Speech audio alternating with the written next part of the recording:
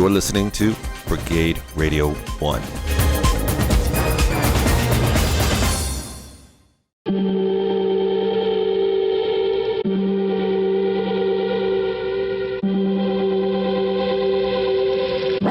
Welcome to the Antisocial Show.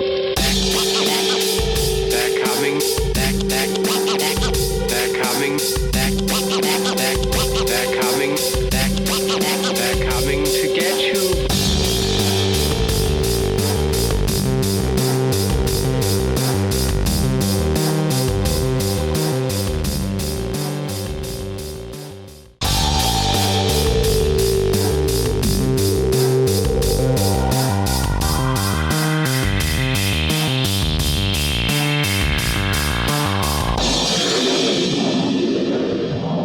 Your hosts, Underblock and Tyson Sater. Hello, everybody, and welcome to another episode of Anti-Social Show, a show that believes you don't need to have superpowers to be a superhero, man. I'm Hunter Block, and he's... Tyson Sater. Hello, Tyson. Hello, Hunter. How are you doing, my man? I'm okay. My in-laws just visited me for a week. Nice. So that was cool. That was nice to get them to stay here so they could see Jareth in person instead of on the magic box, like the way we see each other, which is on the magic box. Yeah, Skype. It works, man. It does. It does. So, anyways, nice to actually have them here. How are you doing? Oh, I'm hanging in. Yeah. Yeah, I'm all right. So this actually is a pretty good distraction, from everyday life. So it's good. It's good. I hope that we are a distraction for other people, a happy distraction, or just really it is any kind of, as long as it's not a negative distraction. I hope that we are serving some purpose, somebody out there in some way. Yes, I always told you that we are serving a purpose. There are theoretically. Theoretically. But I think that there's two crackheads in a crack house with one of those cheap Walmart smartphones that you don't need a contract with. And they're just, hanging out listening to combat radio. Listening to Antisocial Show. Combat radio. Hey, that's interesting. A little potential. I think the potential for shattering there. Okay, so... The other day I bought The Evil Within 2, right? And so, cool. Really, Evil Within 2. Okay. Yeah, I haven't played 1, but this is a pretty intense survival horror video game. Am I correct? Yes, it is. Okay. One was phenomenal. The second one's even better. It's just great. I mean, if you want like edge of your seat, like horror, that's definitely a game that's going to do that. Cool. It's for also the Xbox One, is it not? Not just the PS4? I believe so, yeah. Yeah. There's a game that's just come out recently that looks interesting. I moved me here. People can't see this on the audio recording, but I'm trying to access our controllers here. Anyway, there's a game called Man of Medan, which is kind of like like you're playing a movie, sort of like Heavy Rain was, or Quantum. Not Quantum. What's it called? Dreamfall. I think it has Quantum in the title. Not Quantum Break. It's an older. Do you remember what I'm talking about? It was these games where it's like press the stick to brush your teeth kind of thing. It's like these. Yeah. So yeah. What's that one that I'm thinking of? What's in my head right now, Hunter? What am I thinking of? It's a game that was like a few years back, and it's got Quantum in the title or something like it, and it's one of those, press sticks to dodge out of the way of the cars, same company did Heavy Rain, I think. I will say one spoiler, though. What? One spoiler for what? The Evil Within. Oh, yeah, Evil Within 2, or the Evil Within... 2. 2. Yeah, 2. So, essentially, you are the same character that you were in The Evil Within. You're a cop, basically. And you have to go into this kind of Matrix type world that they created, like a virtual reality, right? Interesting. That's going twisted within, Mm-hmm. So they send there's a secret society that's doing this. So they send this cop back into this twisted reality, and it's the world is designed to look like a little town, basically, right? So he's in there, he's got his gun, and he's like, creeping down the road, and he sees like this, what he thought was an injured lady go running into this house. So he's chasing after her. Mm-hmm. Here she is, like some kind of like creature, and she has like a regular person, and she's like force feeding him like skin and bones and stuff like that, and like slamming his head against the table, and it's really twisted. And then their eyes turn red. Eek. Oh yeah. It's like I said, it's definitely a game that if you're like not into horror, will probably give you a few nightmares. I do like survival horror games. I'm trying to think of the last one I played. I just don't know what it was. It wasn't Resident Evil 4. I don't think. It was actually something like, it might have been Outbreak, one of those Outbreak games, where it was like, it's a zombie game. There's like a top-down one, and then there's a third person with sort of Resident. You can choose to have the old school Resident Evil tank controls, which I never played Resident Evil, but I did play Dino Crisis, and I know that was basically the same controls and whatnot. And I tried playing, and I was like, I'm not digging these controls. I don't like the kind of like, well, the tank. It's like, turn a thumb left and right to pivot, and then press up to locomote, press back to, that stuff. That was, I couldn't get used to it. I suppose I could try to now, It's no harm in trying. I do try new things. Like, in fact, I have a video coming out that will probably be out by the time people see or hear this. Playing NBA Jam on Fire Edition.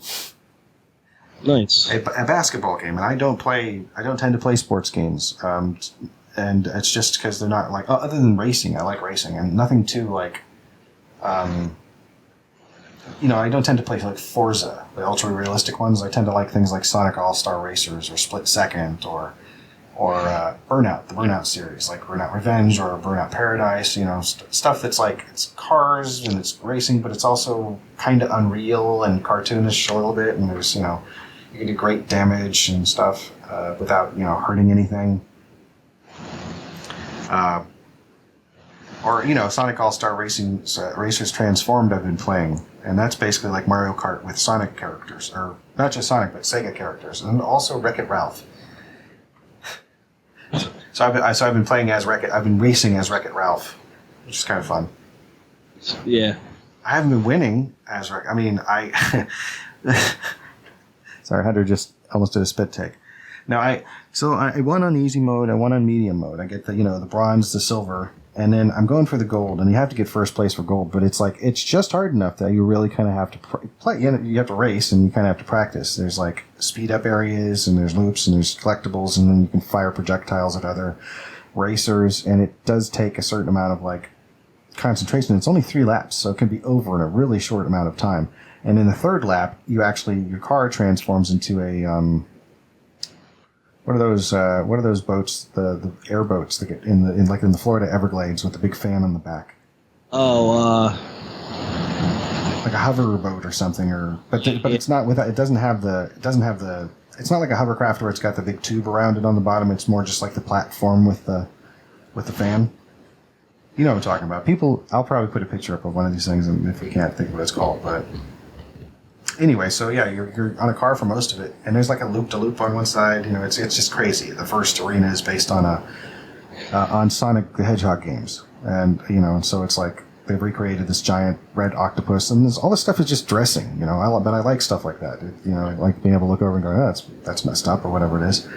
Or if I'm playing Split Second, I like being able to trigger events and have to avoid running into flaming trucks and air traffic control towers that have just collapsed, looking out for jets that are careening out of control on the ground, whatever it is. That makes it fun. I don't know that I would be able to get into something that was just ultra realistic, because I don't know if it's my style. It's hard to say. So NBA Jam was fun because it's not like really ultra realistic basketball. It's heightened and kind of cartoony, but it is pretty fun. I didn't win, but I sucked less the second time. I didn't win. I didn't win. It's fine though. Oh, and then the thing about not winning at the racing, you still get like I failed to do the hard mode to get the gold probably about 15 times, but I keep getting experience points every time. So as I get experience points, I unlock more abilities for my car, like changing the priority from speed to handling. So maybe that might, I don't know if it's an advantage, but it just gives me a different way to try to approach the track when I'm driving. So, so it's a little less floaty or whatever. And handling, is good. Because you get speed boosts, so then it's just a matter of placing it down. I don't know. You do mini racing games at all, or? I did for PS2. It was like a Mustang racing game. Oh yeah. Yeah, it was pretty cool. Yeah, so they can be pretty fun. All right, and we're back. And as some of you who are watching the video version of this may have noticed, we have a guest with us tonight, Hunter. Yes, we do, and very awesome guest, I may say. Yes, indeed. The ubiquitous Ethan Dettenmaier. Ubiquitous. All right. That means you're everywhere, sir. Actually, I don't know if that's exactly what it means, but I like to think that it does. That means we're going to have a vocabulary test later. It's funny you should say that, because I did actually make a quiz for you, as I do for a lot of our first-time guests. And it is based on some words that are no longer used anymore. They've fallen out of fashion. I don't know if you have heard us do a quiz on the show before, but that's what we do. It's just 5. Well, go ahead, Jim. Let me interrupt you and start by saying that I love this show and I love the two of you. So this is I don't know what took me so long to get the invite. You both should be ashamed of yourselves, but here we are. I might have been putting it in that mailbox in A Beautiful Mind by accident. Mm-hmm. Yeah. Well, I'm glad to be here now, and it's good to see both of you. So we can start with the quiz, or you can interrogate me on other matters. It's up to you. It's just nice to be here. Oh, and again, thank you for. We do have. We probably have a few things. Hunter, did you have something you wanted to lead off with? Well, I would say it's a very unpredictable show at times. Depending on who's on the show, of course, which always makes it always changes the normal dynamic of what the show normally is. And you know what? I love guests because it just does it for me. Well, I'll try to make the rest of the other guests proud. I'll try to make you guys proud as hosts. I'm sorry, I don't do a lot of Skype from this office, so I'm kind of moving things around. Sorry. Perfectly okay. This is part of the dare I say charm of whatever this show has become over the last couple of years. Is just well, you're both quite charming. Oh, thank you. I appreciate that. What Hunter? My office is still coming together. It's still the new studio is still not right. It looks good though, tech-wise. It looks like you're all ready to go. You got a screen on your mic, a headset. You're far more professional than we are over here right now. I'm using a Pro X sound mixer. Yeah. An all-in computer. He's even got a mixer. Wow. Yes, sir. Good. Got myself a Behringer. So, yes, sir. I do think right. It's Halloween coming up. I'm going to try to put you guys in some Halloween trenches. Oh, absolutely. Yeah? Oh, that sounds interesting. Yeah. Well, you got some. So what's the how many charity albums for Halloween specifically has it been this year? Is this the 5th or the 6th?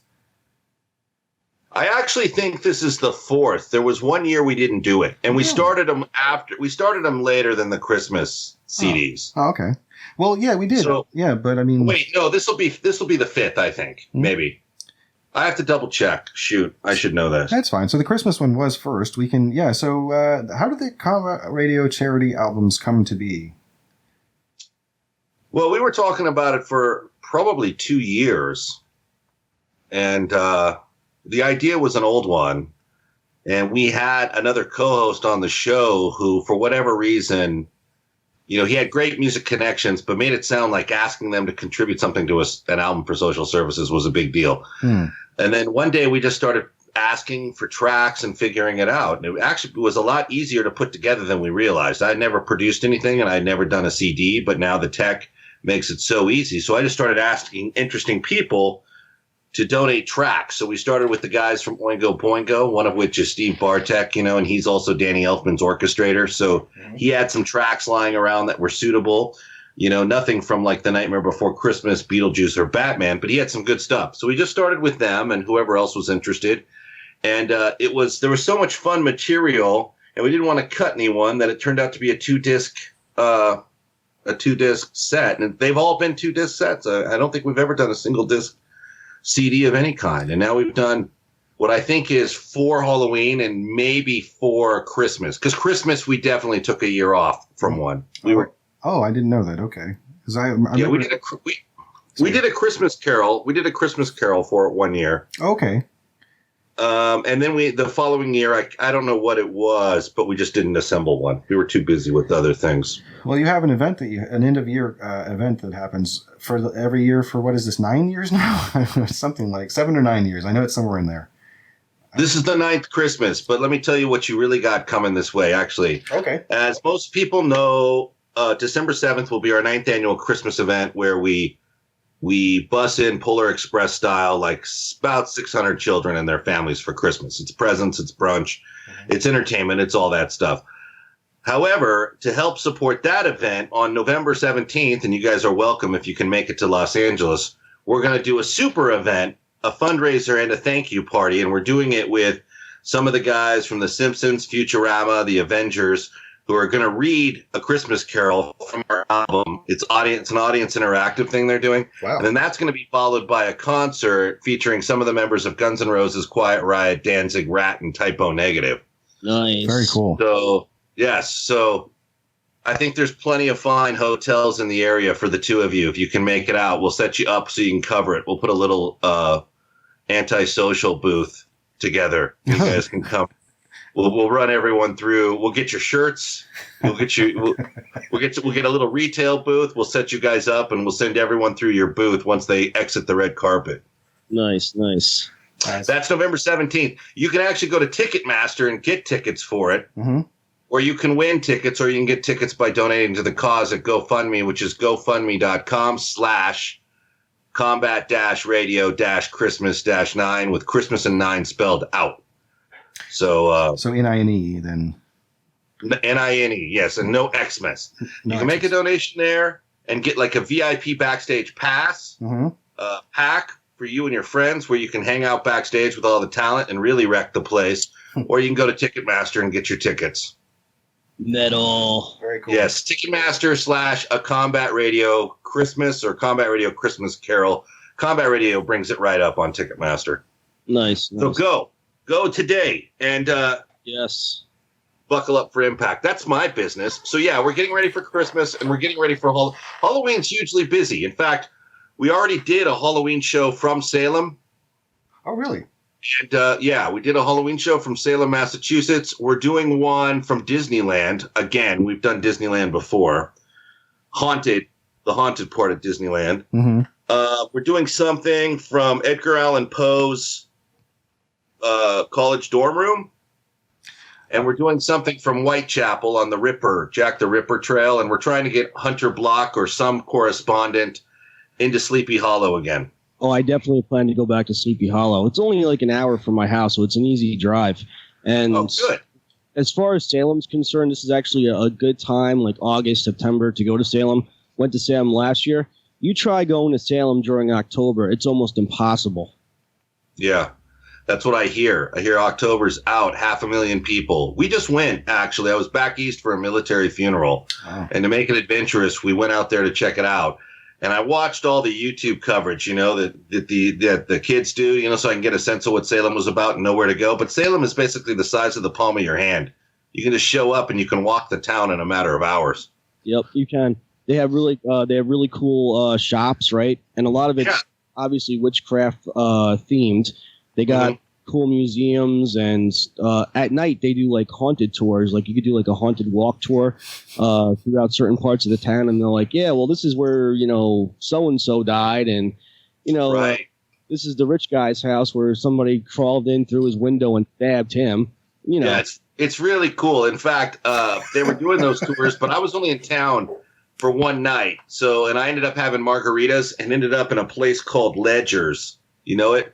Yes. So at that point, I was like, I'm not ready to stumble around this place in the dark. I'll call it quits. However, we did stay in the Salem Inn, which is haunted. We stayed in room 15. Room 17 is haunted. So we were 2 doors down from the haunt. A little depressing. If Beautiful place, though.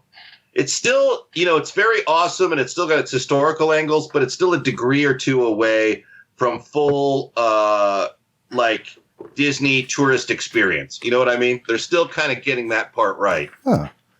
So there's actually, there's not to cut you off, Tyson, but there's actually in Salem, there's actually a wand store where this guy makes, like, obviously handcrafted wands. Oh, wow. Yeah. Oh, okay. Yes. And then right next to it, there's a fully licensed Harry Potter store where everything is Harry Potter. It's fabulous. Yeah. Lots of Harry Potter stuff. My daughter bought a bunch of stuffed shirts and sweatshirts with, like, the witch symbol on it so she can scare all the Christian kids at her school when she goes back tomorrow or this week. So is the one store called Ollivanders or is so? Was that? I think so. I have a wand from that store floating around here somewhere. I had to have it. There's some cool stores. There's some not so cool stores. There's a store called Remembering Salem. A little bit racist, I think. There's a couple of other stores that were really great. How and it? I'm just saying. Sorry. Huh? I was going to ask how a store is racist because I'm curious. Well, first of all, what's interesting is everyone actually told us to avoid that store, and I didn't know what that was about but the hotel was like, well, don't go there. Go to these other stores. And then when I was there, an African-American girl walked up to the door, and the girl slammed it in her face and said, we're closed. And then so the girl was going to go to the next store, and they go, well, we own that one too, and it's closed. Remembering Salem, everybody. Wow. And that's what I saw that and said, well, f- this place then, basically. Yeah. I don't know what you would attribute that to if it's not racism. No, that's, yeah. And I mean, especially, gosh, wow, that's sad. Yeah, but the rest of the town was fantastic. It was really cool. Like Hunter says, there's 100 shops. There's like a Count Orlok's museum. There's all these. I mean, they've really understood what their business is now. Like they now have embraced. We're full go on the witchcraft. So let's get the stores. Let's get the wands. Let's make the shirts. It's fun. And I was a total tourist, so it was super fun. Now, I mean, you were just recently in Massachusetts, but have either of you been to the East Coast before, in particularly New England? I had been to Maryland, and I've been to Virginia several times, but I've never been to Massachusetts. It was my first trip. Loved it. How far away are you from there? 4 hours. Exactly. Oh, that's not bad. That's like us in Vegas then. Yeah. I've never been further east than Minnesota. See, the thing about it is Massachusetts is part of New England, right? And Right. New Englanders tend to have an attitude somewhat. Do they? Yeah, it's almost like the South have they're kind of like friendly, but they're assholes, but in a nice way. That's interesting. So Yeah. Holes, but in a nice way. yeah, like for example, they like Tyson, right? I would, if he did something stupid or something that I would disapprove of, I would say, God bless your heart, which means I'm not really giving you like the consent of what he's doing. I'm just, I'm insulting him, but in a nicer way. Where now you go all the way up to the north, they just insult you in general, So it's not. So bless your heart's like a condescending pat on the head, basically. Yeah, exactly. Interesting. It's like, interesting. Bless your heart. Oh wow. Or like when they say "Oh bless" over in. Like I said, other than that moment at Remembering Salem that I witnessed, everyone was pretty friendly. Yeah, Massachusetts. I mean, I said all the way up north, but Massachusetts is a blue state. It's a liberal state, so that's have like weed's legal in Massachusetts, so that's why they're all happy. They're all stoners. So, Okay. Wow. So yeah, Interesting. Good. Wow. and they love tourists. I mean, I'm sorry. I was just thinking about the history of the reputation that Boston. Boston is in Massachusetts, is it not? yes. It doesn't have the most lax reputation as far as racism goes. I don't know how it is lately, but I do know that is one thing that people talked about that associated with it, aside from the great, obviously the great university it has there, and Cape Cod from Splash and other things. But you'd always say, "Oh yeah, really Right. racist," and it's like, really, today it's racist. Today it's notably that you would bring it up to me, like racist. That's shocking. You don't hear people say, You know what's really racist is Milwaukee or Omaha, Nebraska.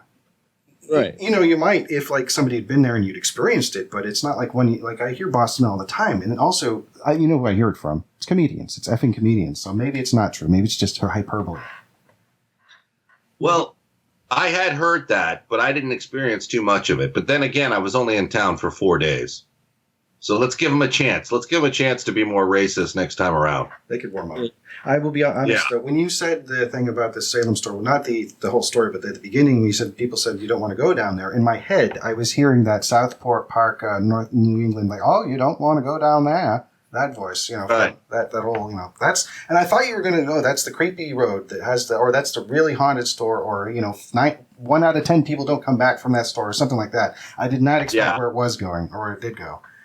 That's not where the Pet Cemetery is or where Salem's Lot is. It was just for whatever reason, and I don't know why we were warned of two. Well, actually, we were told to go one place that was terrible, a restaurant called Rockefeller's. You know it, and then we were told to stay away from Remembering Salem, and for whatever reason, when we were walking past it, we witnessed that incident. So perfect timing.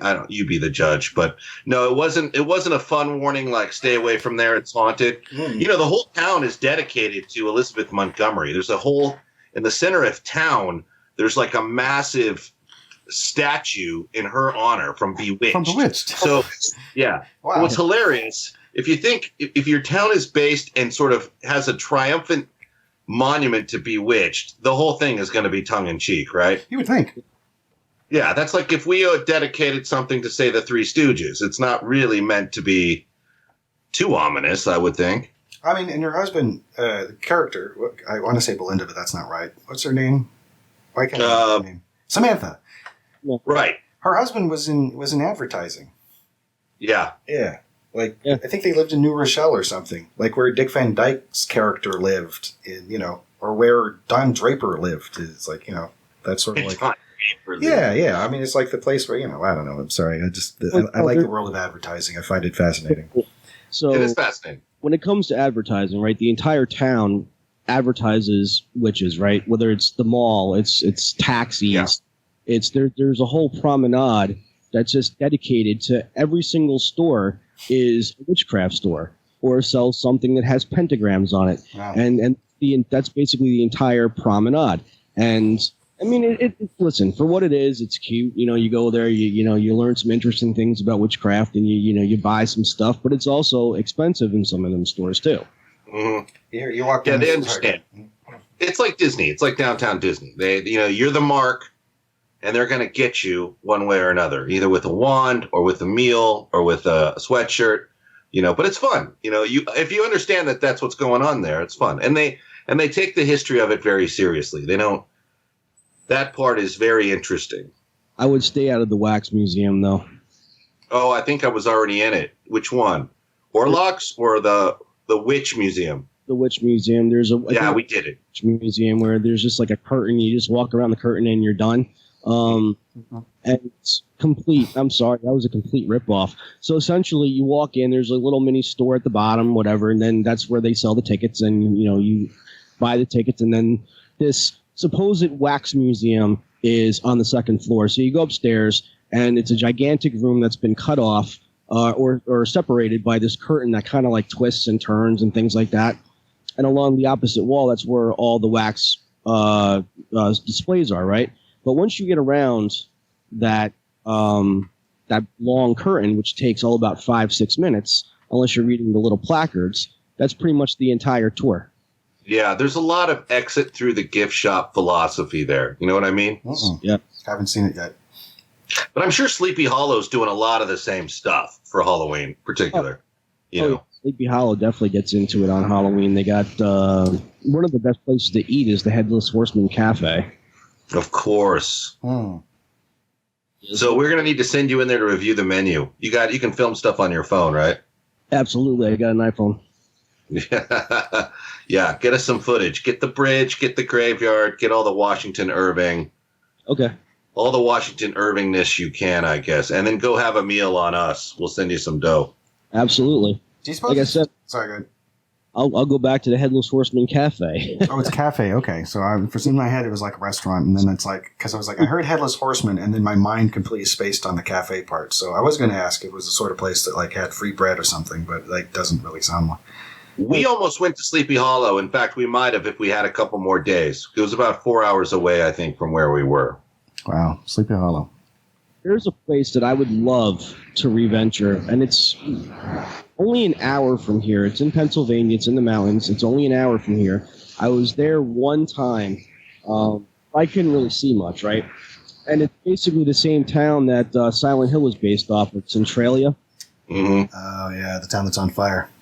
Yeah, Cool. but the thing about it is it's the only interesting thing to see in Centralia is the graffiti highway that's been abandoned. So now they reopened it so that you can actually go there legally now and take pictures and whatnot. It's really cool.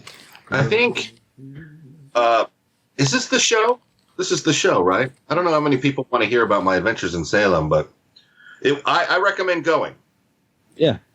Oh, we like hearing about whatever. That's part of what makes the show what it is that whatever a person would like to bring to it is what we receive. So, Well, I don't know what's going on in Oregon, but maybe we can send you on the road, Tyson, for like some sort of adventure.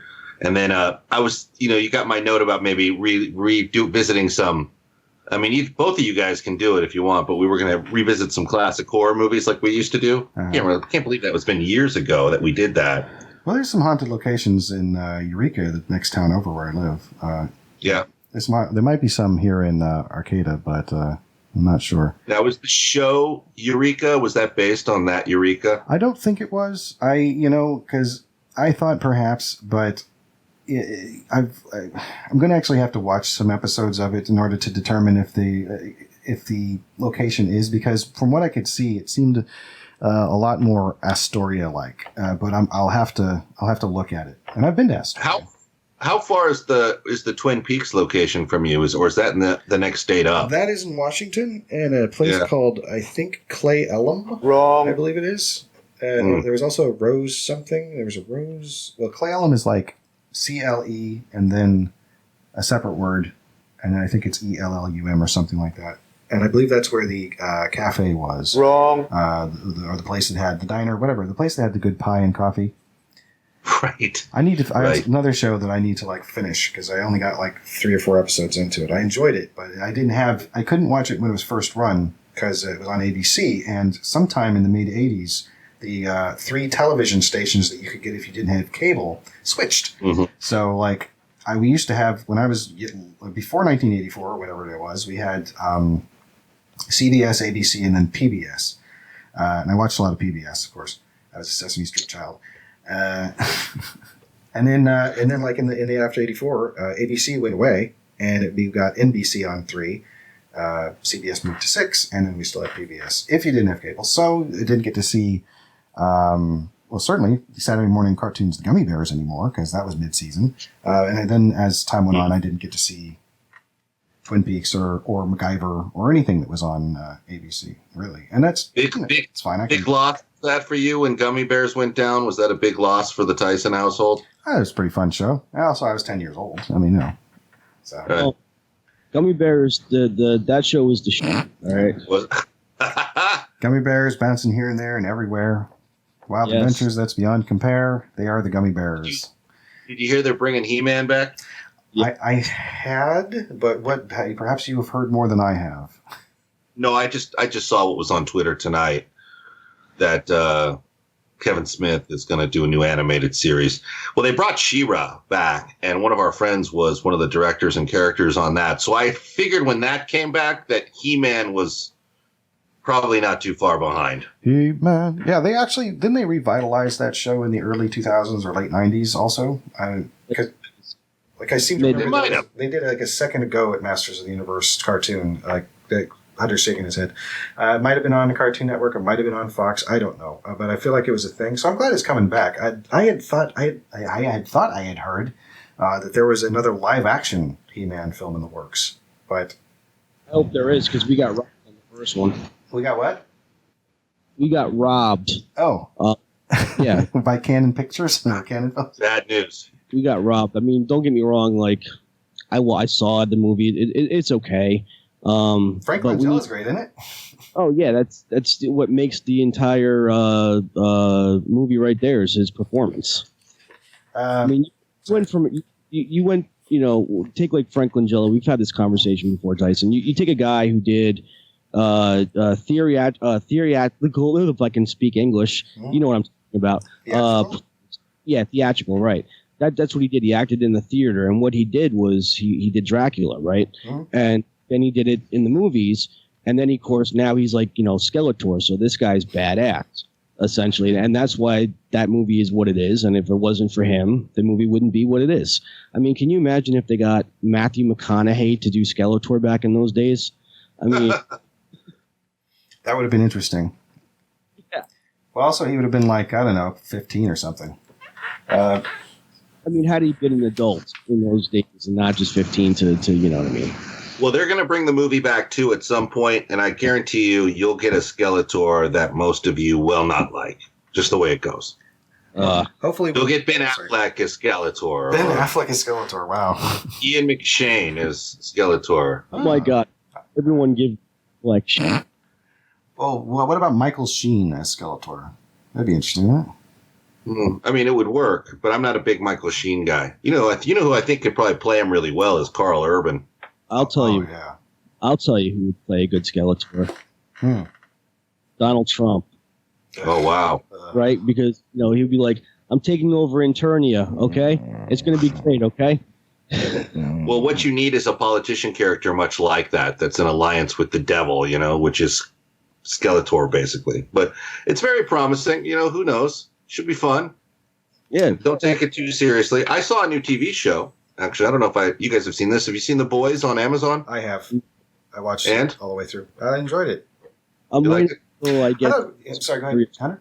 No. All I was going to say was I'm waiting to get through season 3 of Stranger Things, and then I'll go watch that. Oh, okay. Yeah, I haven't seen Stranger Things yet. I didn't like season 1 or 2, so I'm fairly certain I'm going to be wasting my time on that. Although everyone loves it but me. I'm the one guy who can't apparently get it. Oh, I don't know. It's a nostalgia trip. Yeah, and it's also too much of one. Huh? It's too much of one for me, honestly. It's really it ripped off way too much to make it, enjoyable. But is it a ripoff or is it a homage? Because it sort of feels like Stephen King movies that were made in the early '80s, like with that sort of overarching kind of Cthulhuoid sort of elder gods, what's going on, kind of alternate dimension kind of storytelling. Very Stephen King-ish. Upside Down is what it's called. Upside Down, yeah. They always, they always like to use the word homage versus a ripoff, but yeah, I don't think a lot of what they did is out of love for, say, Poltergeist or Super 8 or Stand By Me or Firestarter. I think what they thought when they were putting it together is they can use those elements, and the audience they were going for maybe didn't know a lot of those movies. It's interesting.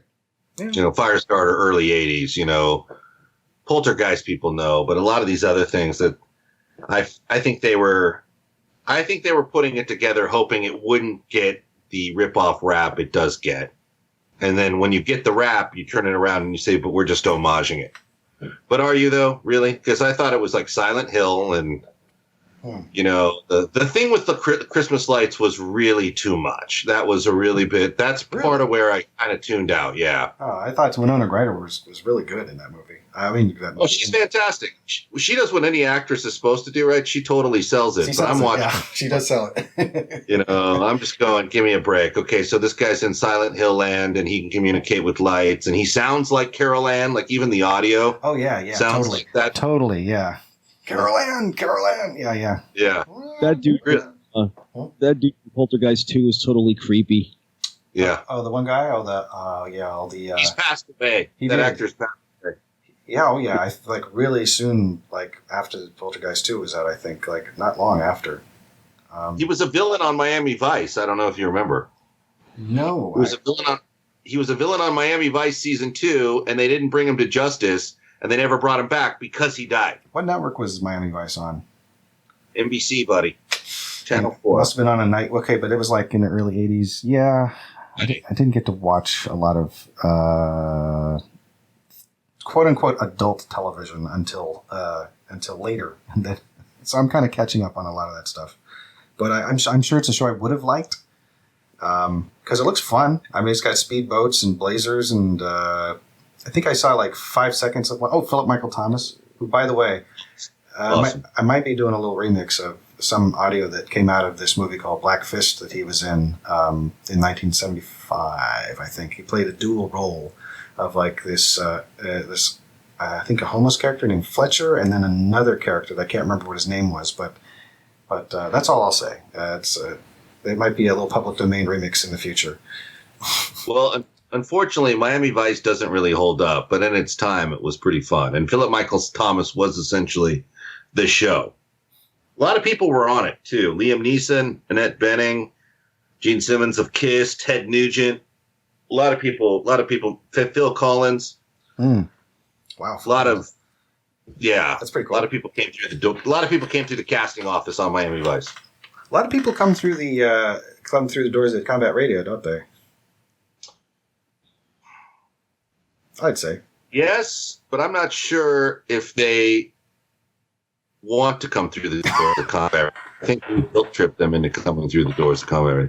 Well, so I mean, why wouldn't anybody want to be on the show? It's this conversation of like just often craziness, but like it's high energy. It's people who seem to want to be there most of the time, which is great. That helps.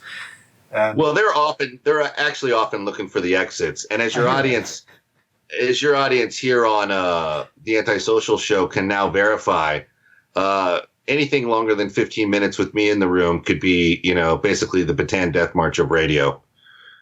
It just depends. But no, we have a lot of fun on the show, and those guys that come through, there's a lot of regulars. We keep it really easy because now I'm busy running a complete station, and I'm based over at Universal Studios. Oh. So I can't always put the time I'd like to in my show because other people's shows tend to come first now. But and also we're doing a television project over there that's now it just made it through the script phase. So we're kind of getting sort of off the mark. We can't really do as much on Combat Radio as we'd like to. But those guys that come through, though, a lot of them are real heroes because they're at our Christmas event and other charity events doing all the dirty work. They leave the producers, the directors, all those guys. And we were talking about Twin Peaks and David Lynch, and one of the guys that's one of the heroes who actually has a show at our station, Steve Surchik, who directs, he's directed everything from Daredevil to Lost in Space to The Punisher to the Umbrella Academy. He loves David Lynch, and I don't understand David Lynch. So it's so funny when we were going on to Twin Peaks, I was like, oh, here we go. Now this is when your audience hates me for not appreciating the genius that is David Lynch. Everyone keeps telling me or trying to educate me on what a genius David Lynch is, and I'm the one guy sitting back going, what the fuck is this guy doing? Yeah. Did you see the documentary Pretty as a Picture, The Art of David Lynch? No, he is a good artist. He's a talented guy, and he's very interesting to listen to him talk. Oh yeah. Yeah, he has at times done interesting things on film, but Steve Surchik loves Eraserhead, and to me, that's just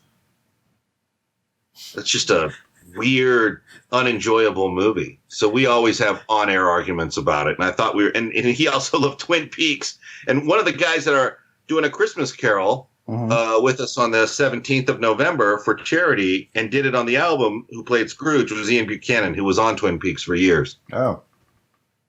Yeah. So I guess I shouldn't bash Twin Peaks too much, right? I'll alienate the Twin Peaks audience from getting involved with our charity. I mean, I like what I saw, Yeah, so, Your audience is just going to think I hate everything. Well, I mean, like with Twin Peaks, same thing with Game of Thrones. You either liked it or you didn't like it. Yeah. I liked it, but, that's not everyone's cup of tea, I just getting back to what you were saying earlier, I did like The Boys, but I did find the ending unsatisfying. And also a little bit... Game of Thrones? No, not Game of Thrones. The Boys, the first season of The Boys. Like, I I was kind of like, I felt sort of like, to be honest, okay, so because it's Amazon, they kind of have, I guess, sort of a built-in audience with the people who are streaming. Like I have the Amazon Prime service, so I get to watch the original programming. You know, I don't have Netflix, I don't have Hulu, I have Amazon. So if it's there and I'm going to be interested in it, they have me as a potential audience member, right? Right. So unfortunately, it's because they don't have to. What it seems to me is because they don't have to go for television ratings. They can just go, well, we don't have to finish the story by the last episode of the show. We can give the cliffhanger and, we could just decide, to make it that way and then go, well, we're not going for ratings here. So let's do the second season. They could just make the shows so they could do something like have a cliffhanger that relies on people like caring about the way it ends and caring about loose ends, and because there were plenty of loose ends in that last episode. I'm sorry, folks. I'm not giving specific spoilers, but to me, that is kind of a spoiler to say it didn't really tie up in a neat bow. Now, if they were going for multiple series, it's something I would have liked to know in advance, is my point, because I feel like I was kind of cheated out of a finished story because they decided they were going to do multiple seasons. To me, I saw it as a one-time miniseries event. So I was less thrilled that there was going to be more, as I was kind of annoyed that they were like, they'll come back. Yeah, I don't like that either. I really like good endings. I don't like cliffhanger endings that are deliberately designed to extract agony on the audience. And I'm with you on that. They do kind of end it in a way like I felt like they kind of lost out, and the audience lost out at the end, They're just, I think so. But for the most part, I thought it was pretty good. It was pretty dark, the humor was. I enjoyed parts of it more than others. I don't know. There was this level of graphic violence in it that I normally find amusing, but there was something really joyless about it. Yeah. This guy just sitting here like, I'm sitting on my couch having a beer, and on TV when I see some dude in a movie get his head blown off, I'm enjoying that level of violence. Well, you just sort of go, you sort of get a certain thing and you expect there to be like a certain amount of a release. It's like, how long do you want the audience to be uncomfortable for and still want to come back for something? And well, there's some very tough, as a parent, there's some very tough moments to watch. Oh, yeah. And I don't really watch TV for those reasons anymore. Like, if the idea of a TV producer or a showrunner is to make us feel someone is so bad by having us watch something that's absolutely a miserable experience, I tend to drop out of the show. That's just not why I go to television these days, And there's that whole thing where, all right, spoiler alert, there's this whole thing where, like, they have that DC-9 stunt where he accidentally, like, lights up the pilot. Yeah. And it's loaded with passengers, and I'm watching that going, really? That's how we make these guys bad guys? And I guess it was actually probably a well thought out and well scripted sequence, but not the kind of thing I enjoy watching. I don't like to sit there and cringe watching stuff. Yeah, it was really uncomfortable. But I guess that was the point, but it was also like, wow, that's not a line you often see crossed, Right. But then it's also not network television. It's Amazon. So they don't have those lines necessarily, They can decide where the line is, and if people like really balk at it, and the Amazon people can leave reviews on their season, just like they can on any movie they watch, and be like, 3 stars. I liked all this, and blah blah blah blah blah. Like that's what they have, And right. Unless they have some other secret rating system I'm not aware of, because why would I? I'm not in the know on this kind of thing. But to me, it's the rating, it's the star rating system, and it's rated very highly. Yeah, and I'm not sure if that's an organic rating or if that's Amazon generated. They've obviously, as everyone knows, they've greenlit season 2, so they must believe in it somewhere. They must. Their formula is warranted, and they're going to spend the money, so it must be working for them. Right. But I'm always kind of suspicious of, Netflix doesn't show you any numbers either. We're dealing with Netflix on another issue right now, and these guys tell you, or Netflix told us that the Adam Sandler mystery movie, which was awful, was like the highest rated movie of all. There was a big propaganda rollout that was 100%. It just felt not so real. from my own film and television experience over at Warner Brothers. That felt very canned when I read that. Like, oh, no studio really wants to make movies with Adam Sandler anymore, but Netflix is willing to, and Netflix is also realizing that the last few attempts are not that good, so they better splash it. Make this one look like everyone watched it and everyone loved it. Meanwhile, I thought it was fairly awful, but and again, like your audience is we should talk about something I do like, because your audience is just gonna think I hate everything, and I don't. Well, you like The House on Haunted Hill. Yes, I like from 1958 or whenever it was made. I like House on Haunted Hill. That's my go-to every Halloween. In fact, I'll let you in on a little secret. If this Christmas Carol thing goes well on November 17th, we're going to do a Halloween one where we do a live reading of House on Haunted Hill. Oh, that'd be great. And we're probably going to do it from the House on Haunted Hill, the actual Ennis house. My wife. So, she's so amusing. Yeah, I know. It's like so funny because there's that great line, and I love to say it, where like the blood drips from the ceiling and hits the woman in the hand, and the guy jumps for the lunge. The Clint Howard guy in the Elijah group, Cook, he's like, they've marked you, and she's like, "Oh, don't be ridiculous. Who would want to haunt me, right?" And Vincent, Vincent Price just straightens his tie, and he's like, "I would say any self-respecting male goes." So it's such a look. The movie's awful, but it's so charming, and it's awfulness that you can't help but love it. And I'm so glad Turner Classic Movies still it's free. The rights for that movie are public domain. Oh, totally, yeah, absolutely. But Turner Classic Movies still runs it every Halloween, as they should. It's total campy Halloween nonsense. We did a video on that one. Oh, great. What we did? Yeah. Guys? We did I called in on Combat Radio. We talked about it, and then I put that video up on Combat Radio Images with some visual aids. So there's a chunk on House on Haunted Hill on YouTube still. Oh, I got to grab that and put that on the new web YouTube channel, because I forget there's all these YouTube channels we used to use that are defunct now. Oh. So I got to kind of collect all the material and put it up on the main studio channel. So I'll find that, because that was fun. And what I did see that we talked about that was fun is we did Disney Sleepy Hollow. Yeah. We did Tim Burton Sleepy Hollow. Mm-hmm. We did Plan 9 from Outer Space. We did The Wolfman. The Wolfman was fun. Which in itself has its own level of creepiness. That opened up a whole conversation about like the Universal monster movies, the Universal monster movie monsters. Universal movie monsters. Sorry, I got that screwed up. But yeah. Wolfman in particular is such a hashtag ready movie with the Me Too stuff. He's so, he spies on her from the telescope, Yeah. And for whatever reason, even though he's up on a hill, he gets some sort of street level angle on everything. Yeah. Hashtag problematic. Yeah, and he's watching her, and then he goes down and admits he's watching her, and the whole thing would get a guy maced in real life. Absolutely. But for some reason in The Wolfman, he goes on, and that's seen as charming. I would have been like, get this guy out of here. He's that charming in it. And it's like, and reportedly you were saying that the actress that he was working with at the time, like they didn't like each other. So she had to really put in her acting chops to pull off the I'm falling for this guy kind of business. Yeah. That's my understanding. Well, he was a big drunk, Yeah, that's unfortunate. Yeah. Wait a minute, wouldn't he, again, this isn't telling tales out of school, of course, and I've never been to that school, so these are just stories that everybody's heard, but didn't he do a television version of Frankenstein or something like that, where he played the monster, and it was like a live television version, or was that one of the Barrymores I'm thinking of?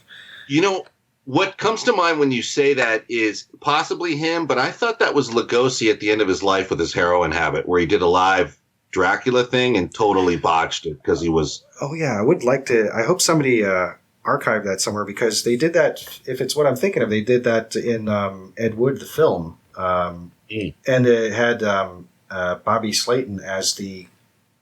Not sure which guy he was supposed to be, if he was supposed to be Red Skelton or some TV personality. I don't know what the material was adapted from, so I don't know who that was, but his character's name was like Slick Slimopovich or something. He's like, "Hey, buddy," and he's like, "I beg to differ," and then the guy improvises and he doesn't know what else to do, so he's like, "I beg to differ," and then they go cut it. We should have gotten Carl off. He's like, "I never said I could improvise." Yeah. That whole bit. It was such a hard fall from grace for those guys because they didn't know what they were in for, really. And then when movies like Dracula and Frankenstein became huge hits, those guys were studio properties, and they were just recycled in scripts that were worse and worse and worse, and they really had a hard time. Well, I think Lugosi really had a hard time getting work outside of that genre. Karloff at times did, sure, but Lugosi really was always seen as Dracula from that point on. And I think that's part of why he could never really kick drugs, honestly. He felt underappreciated. He felt, he died in a small little house in the valley, basically penniless, as the Ed Wood movie points out. Oh, yeah, in like a suburb in, it was the one, I think it wasn't the house that when they filmed Plan 9 from Outer Space and he's getting the flowers, like I think that was actually the front of his real house. And then I believe they put that information in the film. So it's not just because it was in the film that I think that literally was his, because I think I saw a documentary about Ed Wood where they mentioned that it was his house. It was like Ed Wood Look Back in Angora, I think it was called. But the other thing to remember about Lugosi is, he was a World War I veteran. He fought with the Hungarians, right? And he did not have an easy time of it. And I think that was why he escaped with drugs too. He was not whole after the war. No, it's very sad. Yeah, it's all very tragic. I mean, the outcome, the ultimate outcome of war, generally speaking. Yeah. But we did review Plan 9 from Outer Space, and the movie is hilarious. It's not as funny as seeing Bill Murray act out some of the parts like he did in Ed Wood when he's like, and which plan will you follow now? Oh, yes, Plan 9. Not 8. Not 8. We don't use 8 anymore. No more 8. 8's off the book. We don't use 7. We don't use Plan 1 through 8. We're now 9, 10, or better. I'd like to jump to Plan 15, but we're going to stick with Plan 9 for now. It's so ridiculous. Like, and there's a handbook that they all have to study. Like, oh, yes. What's Plan 9 again? Well, he looks it up. He literally opens a book, yeah. He opens a manual. Yes. It's Resurrection of the Dead. Like, through electronic stimulation of the pituitary gland.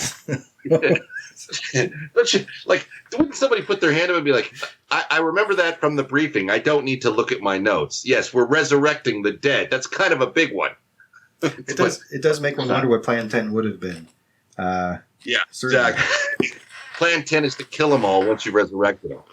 So fun movie. Yeah, very fun, and everybody's so earnest in it too that it's especially Gregory Walcott, like he's really acting as his butt off. I find. I mean, he's also saying this strange dialogue, like saying things like flying saucers are real. They hear. Instead of they are here, and then it's just leaving it in there. And I don't know if that was his mistake or if it was just like he's reading what's on the page because he's supposed to read what's on the page. I don't know. I just know things like that kind of stood out. Or when the wife does a little speech, it's like, then they're up here there, and I'm in the graveyard's over there, but I'm in here, and that Ed Wood's just like going, brilliant, zing, zing, zing, thing to thing to thing. Make him say it. It's like the old story with Harrison Ford. He's like, well, you can write that, George, but you can't say it. Right. That's the one thing that in that movie, and in all those movies, the actors are really sincere, yes. I think. Particularly House on Haunted Hill, the original 13 Ghosts. I mean, I think they knew it wasn't Shakespeare, but they all did their best to sell it. Like that's what a professional does. You come in, you may not buy the script, the concept, or even like the creative crew, but at the end of the day, you're the guy digging graves, and you're gonna make it the most convincing grave digger scene in history. Amen. You've got to work. Right. That's right. About. You do what you do. So those videos, though, are so fun that we did. Though I was looking back on those the other day because I was posting a few on Twitter, and I'm like, gosh, these were pretty funny to bring these movies up and start talking. And the way you edited it was great because you edited our conversation with the film so the audience could see exactly what we were making fun of. That was my intention. Yeah, I was trying to figure out. I was kind of just learning how to do a lot of that stuff too at the time I was doing it. This is like 2012, really. When that was the first time I called in, and the show was like in April of 2012. So that's a while ago now.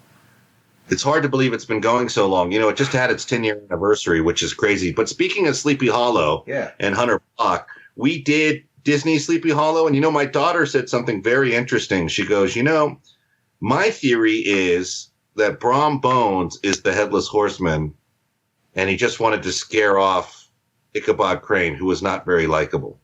And I have to admit, that's a pretty good theory. That's pretty solid. Oh, yeah. Yeah. It's the most likely scenario if one lives in a world where there aren't actually ghosts. Well, I love the idea of a real headless horseman riding through the countryside, but sure. She pieced it together and said, I think it's Brom Bones. So that was an astute observation. Yeah, she said that when she was like 8 or 9. So watch it, and I think most people do watch it this time of year. Mm-hmm. And tweet the Antisocial Show your own criminal theories on the Headless Horseman. Yes, that's at Antisocial Show and the numeral 1 ANTISOCIALSHOW and the numeral 1. I'm going to tweet it right now. Actually, I'm going to tweet the show, people. This is live in-show tweeting going on. I know I follow. Yes, I believe you follow. I know you follow me. If I don't follow it, I know I follow both of you, but I don't. I definitely should follow it. No, there'll be no excuse if I don't. But yeah, we should get actually your audience's opinion on absolutely on Halloween movies and what to. Yeah, there you are. Absolutely. Yeah. Right. Hold on. That's bizarre. On of the slasher age. Start 1978 with Michael Myers. Oh, was that 78? Yeah, it was, wasn't it? Yep. Michael Myers. Oh. Michael Myers is not human. Great movie. Yeah, good old. I hired the sheriff in that, Charles Cyphers, for another film, and we did a broadcast from the original Michael Myers house and the hardware store, which is now an Indian restaurant in Pasadena.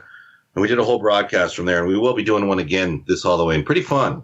I live pretty close to Lolita, which is where Halloween 3 was filmed mostly.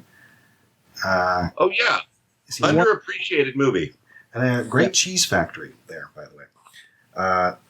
No kidding. Also, just south of that is Ferndale, which, of course, was Salem's Lot, and the Cedar Creek from Outbreak, among other things. I think it also showed up in The Majestic and supposedly somewhere in The Stand, but I'm not sure about that. How much longer we got you for, Ethan? As long as you need.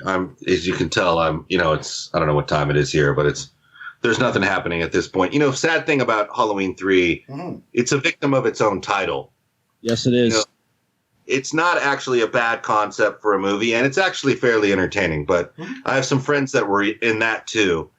But the idea of having it calling it Halloween is what did it. They should have just called it Season of the Witch. I don't know why they just kept that as a title. Well, when I watched the documentaries on the Halloween series, I think it might have been come with one of the later editions of the re-release of Halloween on Blu-ray.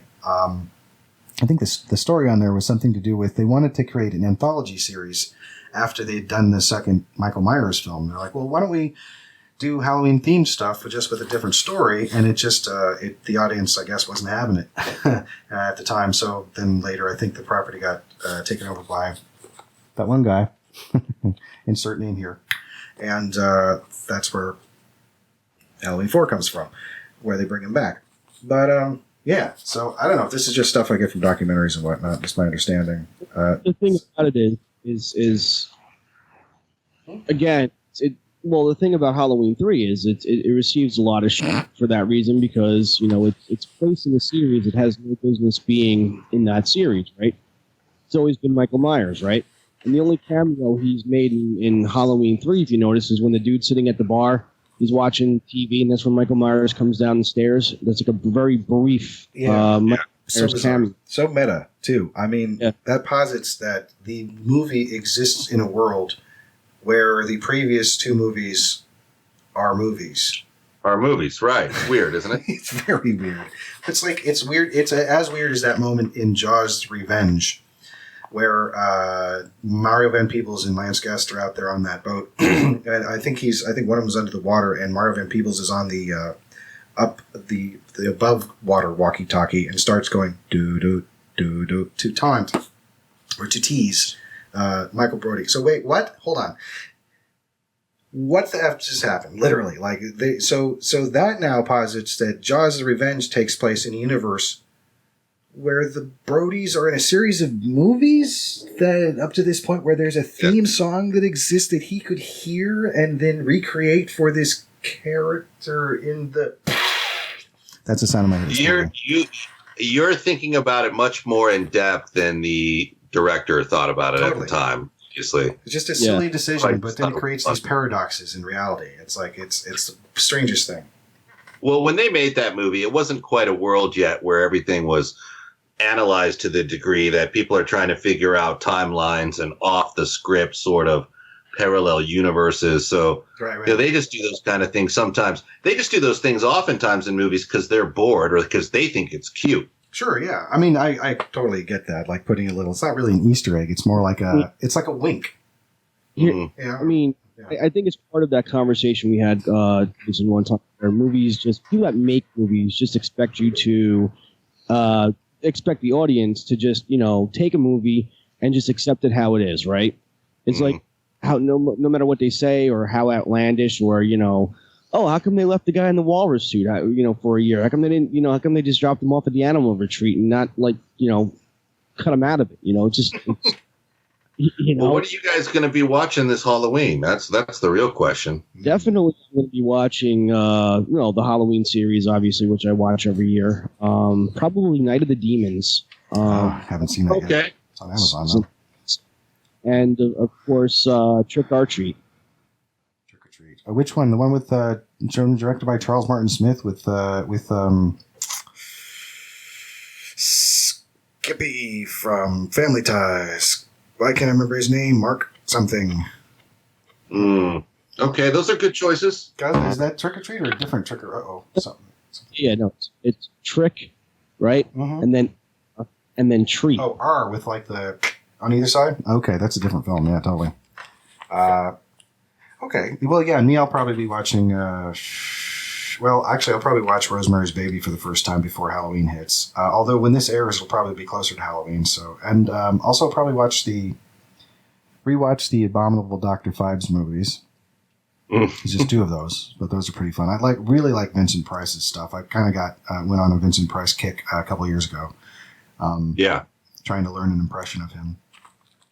I will say, Rosemary's Baby is a good movie, but just keep in mind that Guy Woodhouse, the husband, is a complete hole. All right. Well, okay. I'll look out for that. It's John Cassavetes. You haven't seen that yet? You haven't seen that?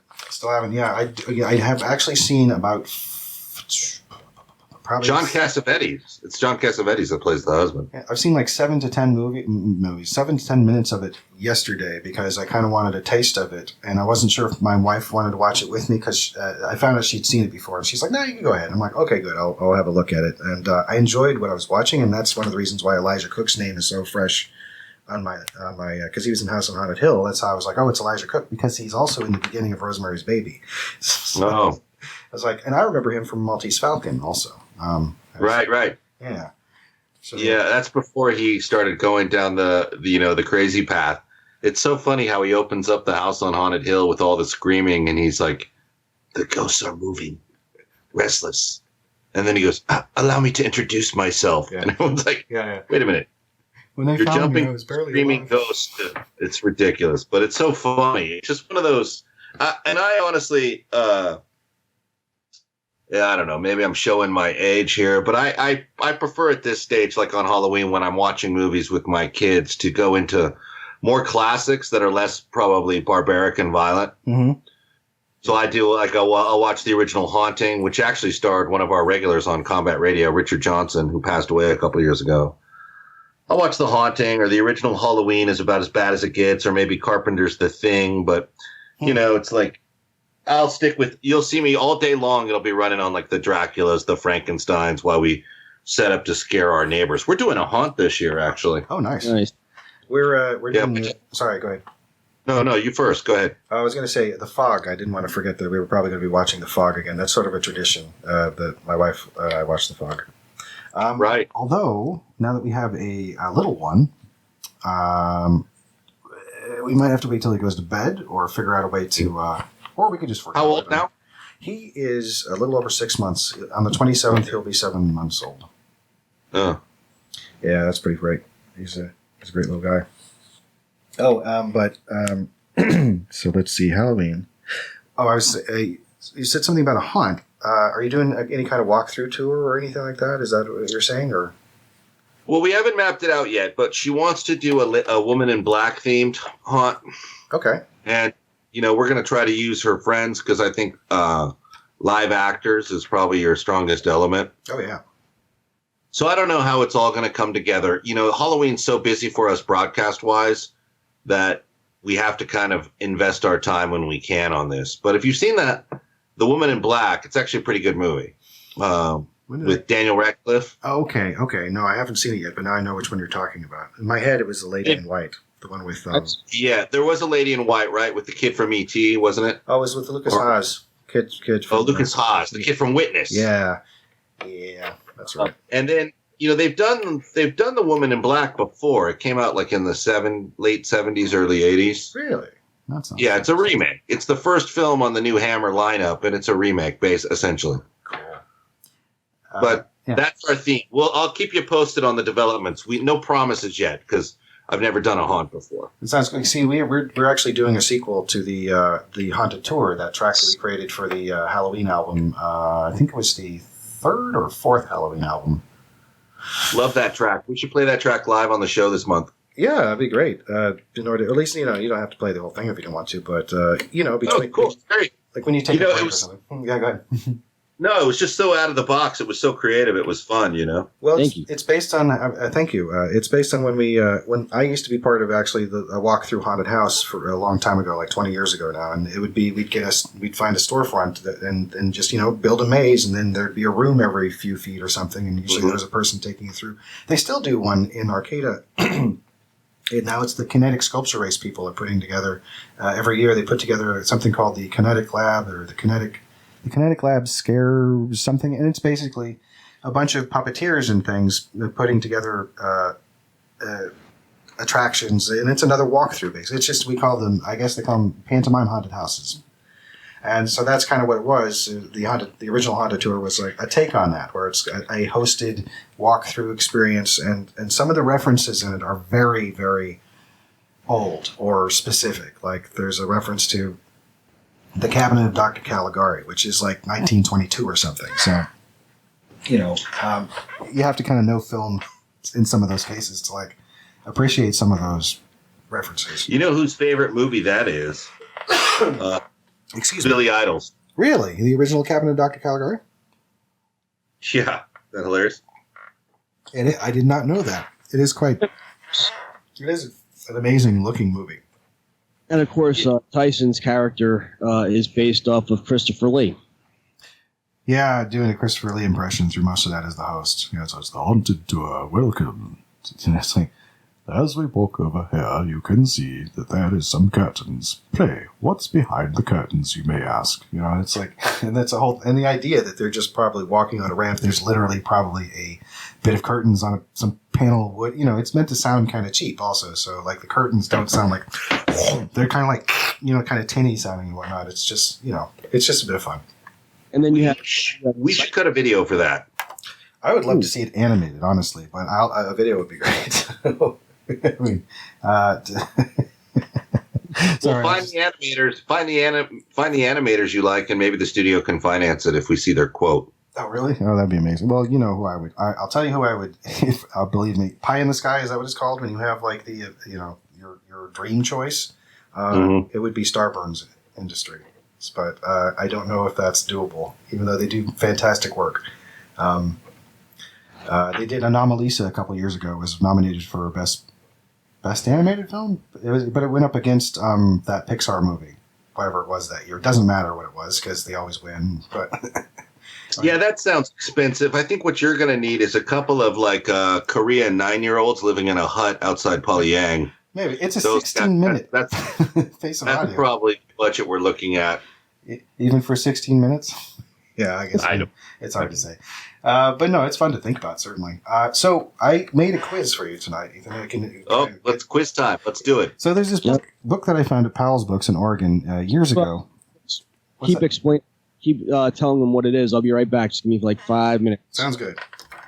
Okay, He's had enough. We do this as a competition, so Hunter will be back for that. And That's my first time that my ass kicked in it. okay. Uh-oh. Excuse me. So I found this book called Depraved and Insulting English. I don't know if you can see that. It's reversed the way I'm looking at it, so I don't know if it's backwards to you. But I see it. Yeah. Words to Offend and Amuse. And it's basically a glossary of just words that aren't used anymore because they are generally considered to be rude. I will give you an example. Ablutophobic. Ablutophobic is an adjective, and it means pathologically afraid of bathing. And then it explains where it comes from, and then which is from Latin ablutio, which is washing, and Greek phobos for fear. And then an example: to punish him for committing the unnatural act with a chalkboard eraser, Mrs. Schneider forced Henry to sit every day next to the ablutophobic girl, the one with the thick pigtails and the faint but unmistakable odor of old sausage about her.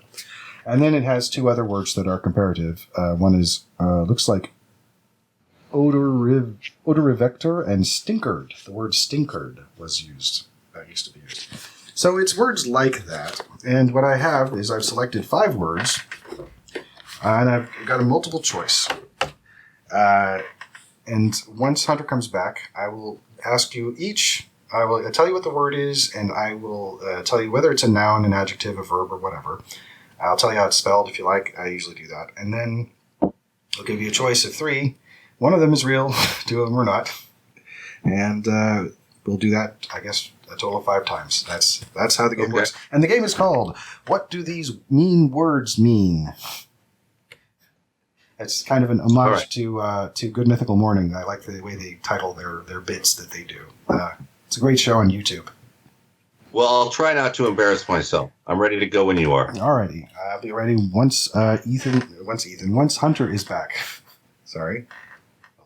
Well, while he's away, this gives me an opportunity to, again, direct everyone to Ticketmaster for the fantastic November 17th rock and roll epic extravaganza featuring the members of Guns N' Roses, Typo Negative, Danzig, Rat, Quiet Riot, along with the cast members from The Flash, JL, Justice League Action, The Simpsons, Futurama, and many more, including the Avengers and Avengers Assemble. You can also find information for that on the Combat Radio Facebook page or Combat Radio Twitter page, but just go to Ticketmaster, enter Combat Radio Christmas Carol, and get your tickets, or you can go to GoFundMe.com/combat-radio-Christmas-9, with Christmas and 9 spelled out, and you can make a donation to our annual Christmas event for social services and get yourself a VIP backstage ticket pack. Mm-hmm. There. Be sure to follow Combat Radio on Twitter. That is COMBATRADIO, and also Brigade Radio 1 on Twitter. Yes, please. Which is where we are. We are at, yes. Well, that's brigaderadio1.org. You can follow them on Twitter at BRIGADERADIO. Sorry, ONE. I sometimes have received criticism for spelling out Twitter handles on Succotash, which I do all the time, but I do that because things are spelled weird sometimes on Twitter. So, it's good to know where the caps are and where they aren't, and when people are using a numeral and when they're using the actual word, and yada, yada, yada, yada. Right. And also, not everything sounds like you think it would. Like, there's this piano player named Evan, and I was hearing Evan every time, and I would search for him because I wanted to follow him on Twitter, and I had to figure out that his name was Evan because it wasn't in print anywhere. And it's like, oh, okay. Well, I had to maintain my interest long enough to, there are a lot of people who are going to be like, well, I can't find it. I'm on to the next thing in my life, but, doesn't matter. Yeah, so I made the sacrifice. People. Anyway. That's sacrifice, people. That's getting up on the cross and taking nails right there. Absolutely. That's a sacrifice for you, my people. Yes. Why make it so hard for people to find you? So again, Combat Radio on Twitter, and it's spelled how it sounds. Or you can run it back 30 seconds and hear how I spelled it before. Okay. Hunter, I have brought Ethan up to speed on the game, and are you ready to go, both of you? Yeah. All right. And Hunter, you? Sorry, I had to duck out there for a second or two. It's all right. Give us a chance to replug the events, which is awesome. Because the more we can do that, the more we can get people to hear about it, and the more people will know about it and contribute, et cetera, et cetera, et cetera. And all the momentum continues moving forward as it should. I just wanted to run to the bedroom, out of the studio, of course, because the studio is here in the house. Mm-hmm. Wanted to run out of the studio to the bedroom just to check on my fiancée, just to make sure she was all right before I continued. It's a good idea. You did Give make her it our sound, best. Sorry. will. Yes, indeed. Our best. And you did kind of make it sound like the bedroom wasn't in the house the way you said that, but I understood what you meant. I have a home studio. So that's obviously where we do the show. And Right. You know. No, it's cool. Okay, so the first word in what do these mean words mean? It is ecomaniac. Not egomaniac, but ecomaniac. That is spelled ECOMANIAC. And it is a noun. Did you write it? You got it written down? Yes, I do. As I always do. Ecomaniac. So am I supposed to write this down? You can if you want to. I always spell it out so it can be written down if anybody needs to look at it. But that's anything you'd like to do, you can. You don't have to. But let me know if you want me to say it again. So for that purpose, if you need me to. A noun, ecomaniac. Ecomaniac. Yes. Does it mean one who is obsessed with the environment? Does it mean one who is servile to his boss but dictatorial towards his family? Or does it mean C? Yeah, sorry, that was A, B, and now we're on C. One who believes a stable economy. One who believes in a stable economy above all else. I would say C. Hunter, what do you think? I'm going to say A. Although it may be B, honestly. B's just so weird. It sounds like it might be right. It is B. I knew it. Is one who is servile to his boss, but dictatorial toward his family. And the word... Pardon me.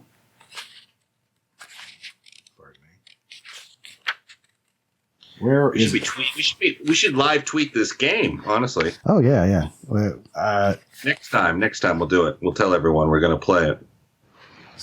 that would be great. Here's the description. It says, simpering yes man by day, swaggering bully by night, Sydney's ecomania caused him to be despised by two separate groups of people for two totally different reasons. Ecomaniac. A word is not used anymore. All right. Second, no points being distributed. The score is 0-0. The next word is Trugabelly. Trugabelly is spelled Trugbelly.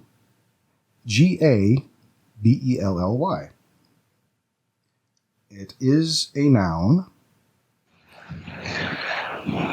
Does it mean one who profits from child labor? Does it refer to a malnourished prostitute? Or does it refer to a short and dirty fellow assigned to the most menial tasks? Oh, man. It's one of the... A is child labor, B is malnourished prostitute, and C is short and dirty fellow assigned to the most menial tasks.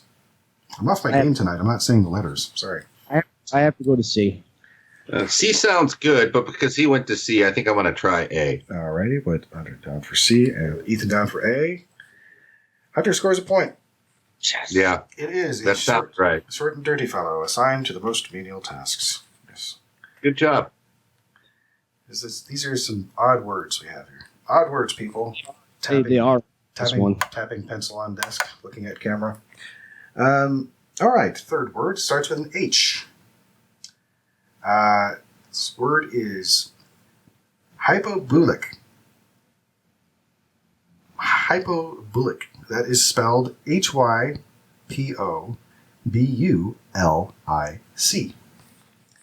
And it is an adjective. Unpack your adjectives. So, hypobulic. Does it... Oh, that rings a bell. Which one of us was that? Hunter, I think. It might have been me. But it sounded too faint to be me. All right. Hypobulic. Is it A, one who is more susceptible to the plague than others? B, to be covered in excrement? Or C, unable to make decisions?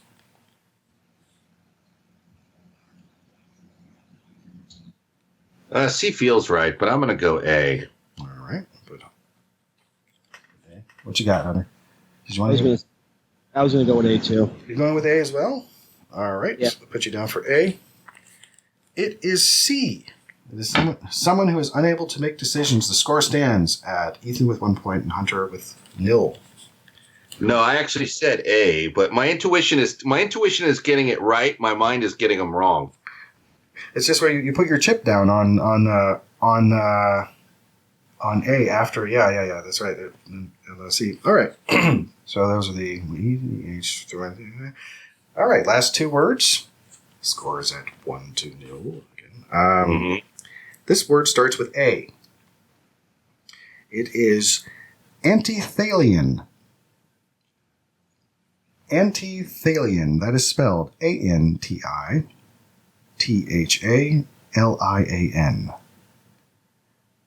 It is an adjective. Does it mean someone who is disapproving of laughter or festivity? That's A. B. Someone who is disapproving of theology. Or C.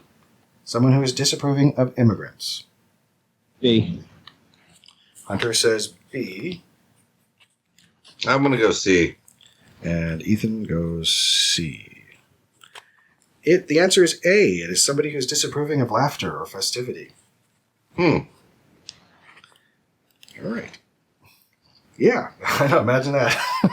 It's like, Right. what does one say? What does one say? It's one of those words that, you know. And I've actually not been reading the examples they give for some reason. I usually do, but I'm sorry. If you care to know them, I certainly will read them as a afterthought. Pardon me.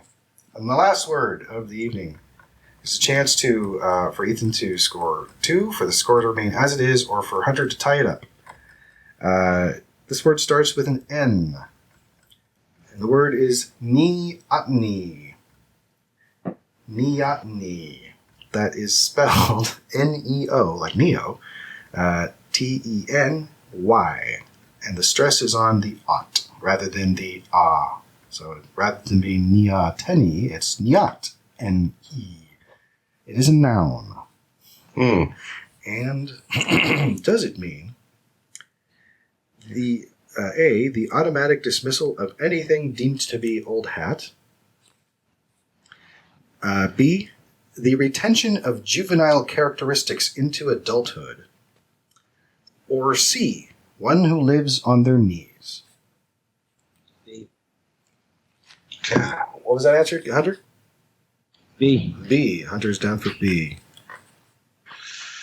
I'm going to say either A or C, but I'll say A. Let's see. A. Ethan is down for A.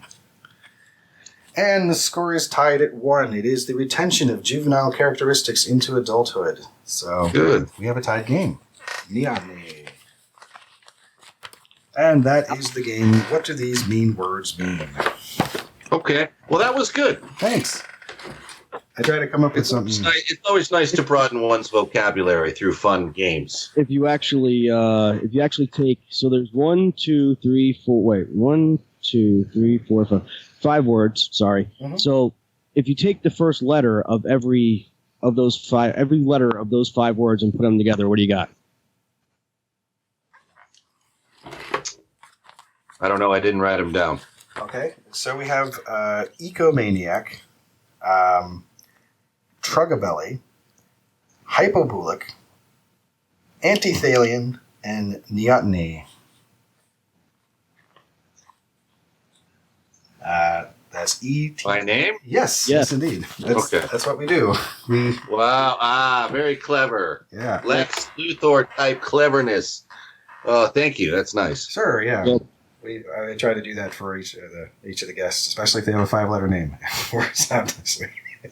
Unfortunately, I am out of Y's because there's only two words that start with Y in this book, and we've used them both. So, well, I'll have to go to other sources for that. Anyway, so Ethan, it's been really fun. I appreciate you coming. This isn't the brush off. I'm just how you feeling, you know? No, this has been a lot of fun, and I appreciate it. It's a privilege to get on the show with you guys. We like what you're doing, of course, and I appreciate that. we love the two of you. I'd like to get you guys to LA if possible for the event, but if not, maybe we can do some work over Halloween. Yes. maybe. I'd love to do some stuff for Halloween somehow. So we'll have to figure out that as we go from here on out, and probably discuss it in other forums. But I am excited about the idea. We can get Hunter into Sleepy Hollow. That'll be pretty easy for a round 2, right, Hunter? And you can shoot some stuff? Absolutely, I can. And then if it's what? Go ahead. So I was going to take my fiance this time around. What I really wanted to do, but unfortunately I don't think I'm going to be able to do it in time. I wanted to take my convertible Mustang up there for a nice little road tour. It's not going to be road ready, but. Well, maybe we can still get something out of the recon. We'll see how it goes. We'll talk about it.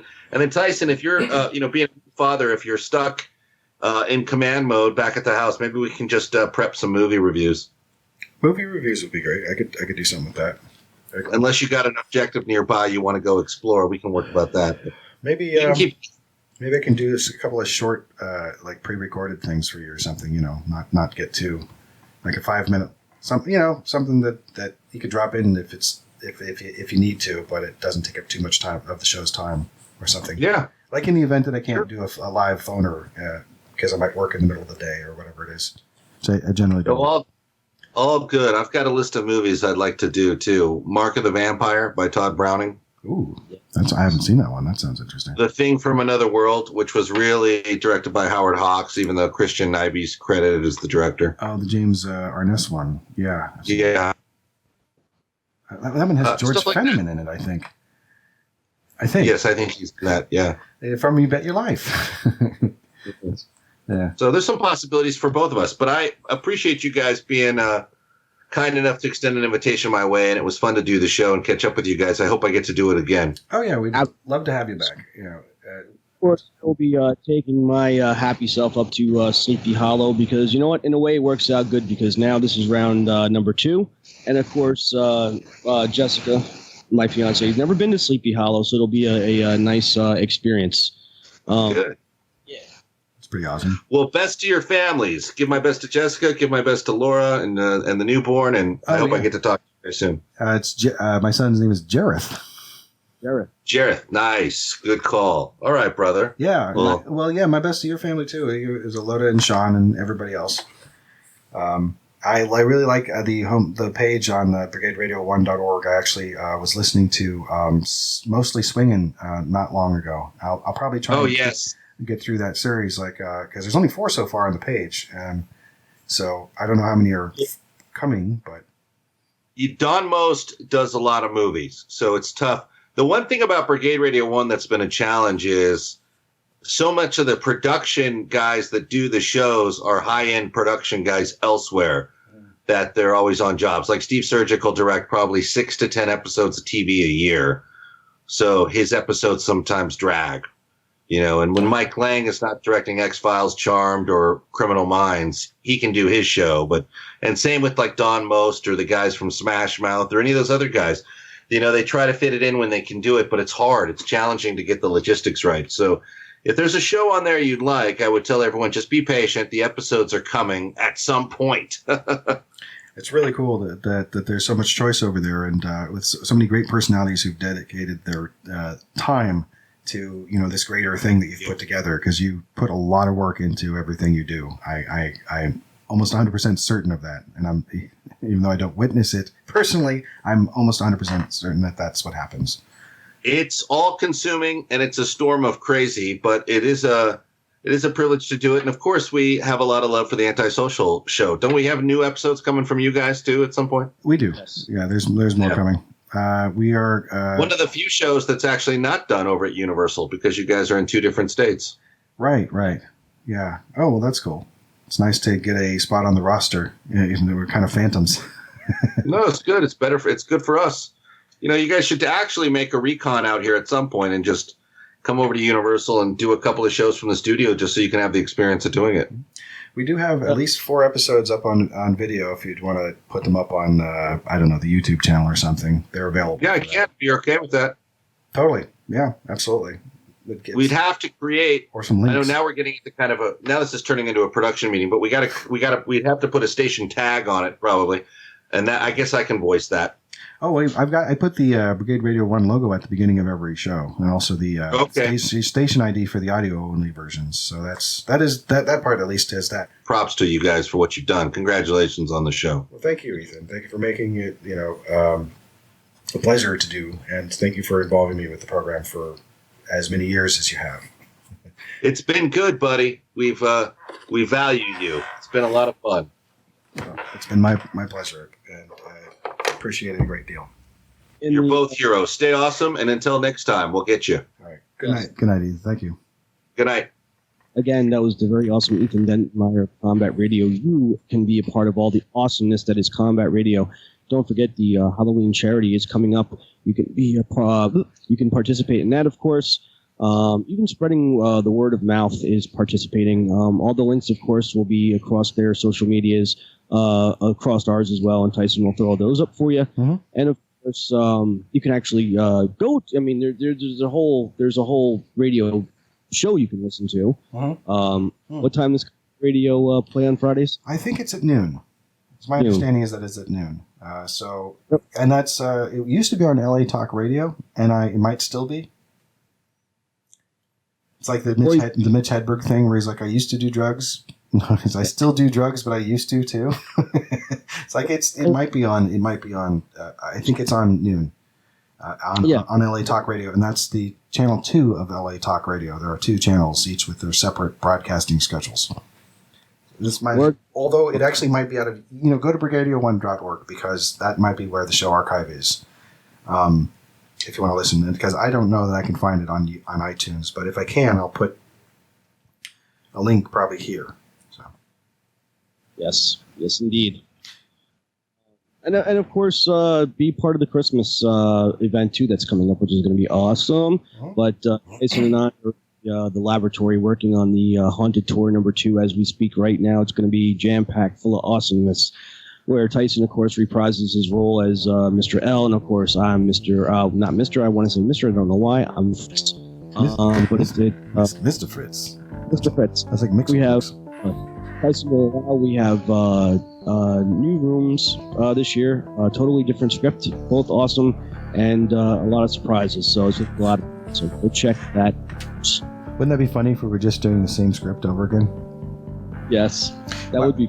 Well, we can do a remaster at some point where we can re-record certain parts with the better equipment that I have, the better equipment that you have.